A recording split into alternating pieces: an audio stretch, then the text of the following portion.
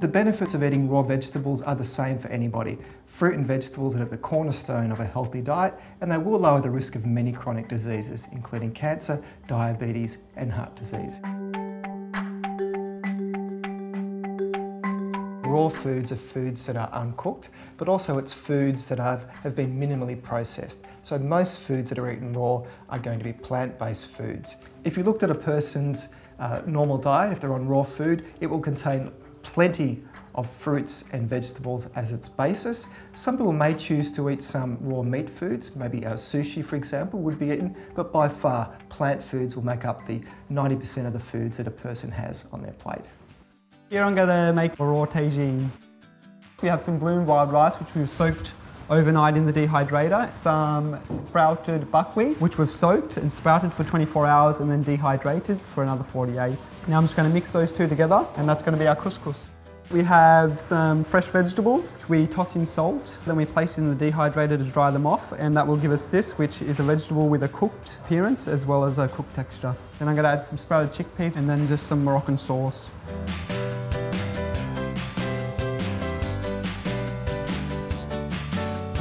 Before humans discovered fire, all of our food was eaten raw, and one of the reasons why we've probably done so well as a species is that when we started cooking food, we actually increased the amount of foods we could eat, and we increased the digestibility of food, allowing us to grow bigger and stronger and dominate the planet. If you only eat raw foods, you limit the amount of nutrients that you eat. There is a risk of deficiencies if you become too focused on particular foods. And importantly, if you only eat raw foods, you exclude some really beneficial foods that are good for our health. Legumes, for example, they are strongly linked with the reduction of many chronic diseases. But if you eat raw foods, you won't be eating beans or lentils or peas.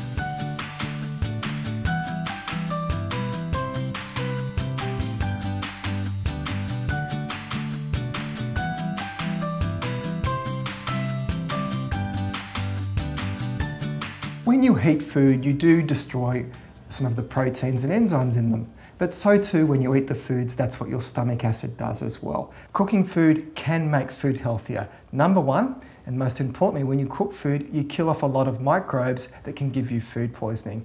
And number two, when you cook food, you can actually increase the absorption of certain nutrients. So it's not all bad news. Cooking food is a safe way to treat food. It can actually improve nutrition in certain cases.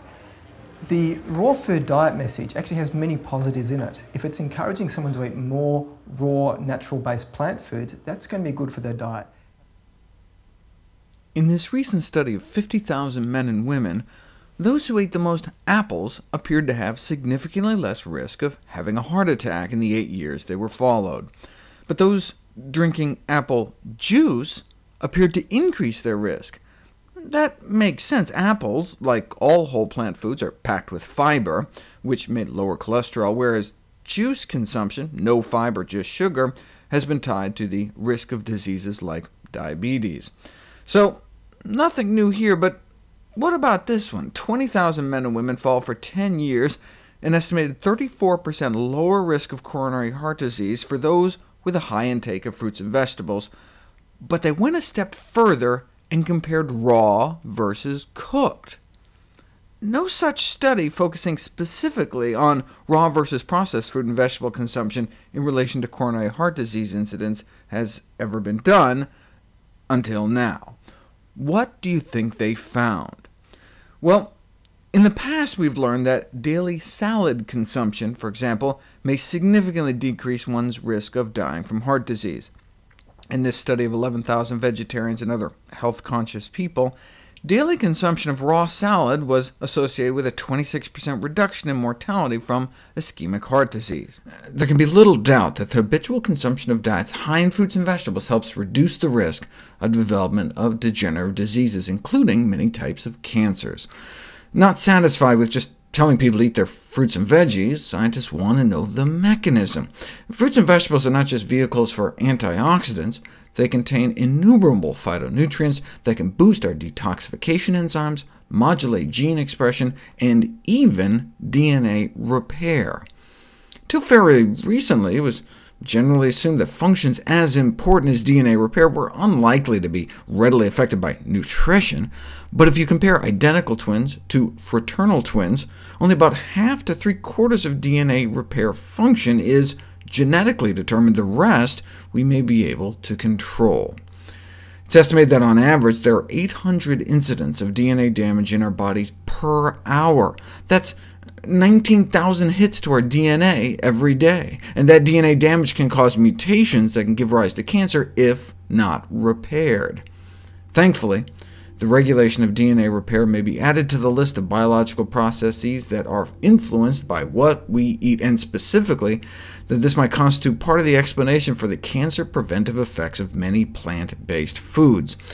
Any plants in particular? Well, 9 fruits and vegetables were tested to see which was better able to boost DNA repair. Lemons, persimmons, strawberries, oranges, choy sum, which is like skinny bok choy, broccoli, celery, lettuce, and apples. Which ones made the cut?